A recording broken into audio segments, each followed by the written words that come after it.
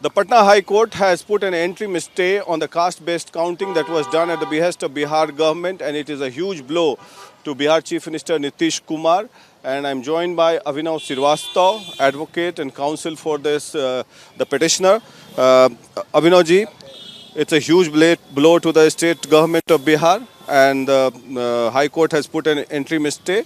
And I'm told that in this order, I can read that this caste-based counting was being done to benefit the political parties. It had political agenda.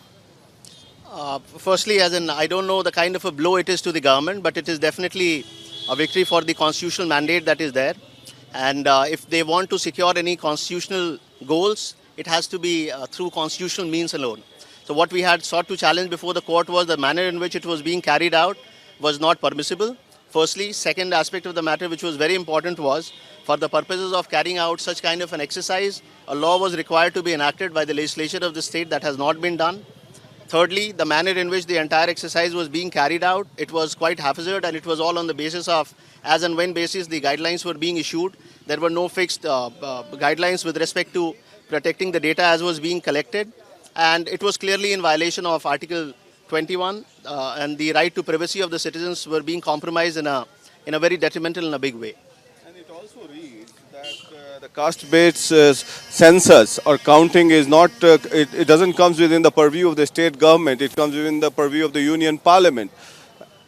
Yeah, the Article 162 primarily lays down the manner and the extent to which the executive power of the state can be exercised.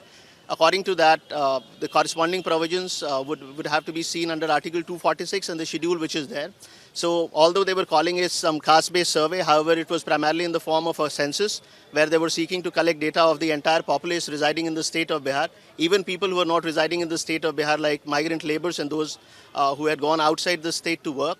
So it was also in excess of the powers of the state government. They did not have the authority to carry out a survey of the present kind. On behalf of the petitioners, did you also tell the court that it has some political motive, political agenda in order to benefit certain political parties and to create a caste war in the society? These implications could be drawn or the deductions could be made for the reason that prior to taking a decision with respect to conducting the caste-based survey, the government has not even disclosed the purpose and object behind doing that. Now, in the garb of framing policies for the welfare of the masses or whosoever is downtrodden, this is not the manner in which the exercise is to be carried out. Additionally, the data that was to be collected, it had not been indicated anywhere as to the purposes for which it was to be used. And furthermore, as in there are certain observations in the order also that the political leaders or the members of the houses, etc., they would be shared with the data for the purposes of ascertaining ascertaining whatever is required to be done in society. So this is clearly in breach of Article 21. This is just not permissible. Did you also make a point the way the process of doing this caste-based survey is also questionable, and the High Court also observed this? Yes, this was one of our most important contentions, that the manner in which it is being done. In the light of the judgment of the Honorable Supreme Court in Aadhaar case, all possible steps were to be taken to secure the data as was being collected. For want of proper legislation, these things could not have been done. It was being carried out in the most haphazard fashion. It was the school teachers, etc., at different level, block levels or district levels, who had been involved in the ongoing process without there being clear guidelines or any system having been devised to secure the data as was being collected. The data was not just being collected in a physical form on certain paper or some certain forms that had been devised for the present purpose. At the same time, they were also to upload something on an app. Now, there was no disclosure with respect to the manner in which it was being secured on the basis of the documents as had been issued by the state government. My last question is that in the present process, did you also apprehend or the court also apprehend data fudging?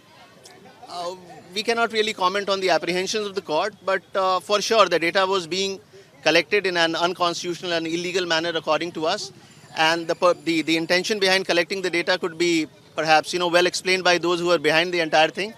We have reasons to believe that it was going to be abused and misused in some fashion. Abused and misused, and it's a huge blow to Bihar Chief Minister Nitish Kumar, because in a joint program, both Nitish Kumar, Lalu Yadav and Tejasvi Yadav, it was a flagship project for them to gain political mileage in the run-up to 2024 Lok Sabha elections, because in order to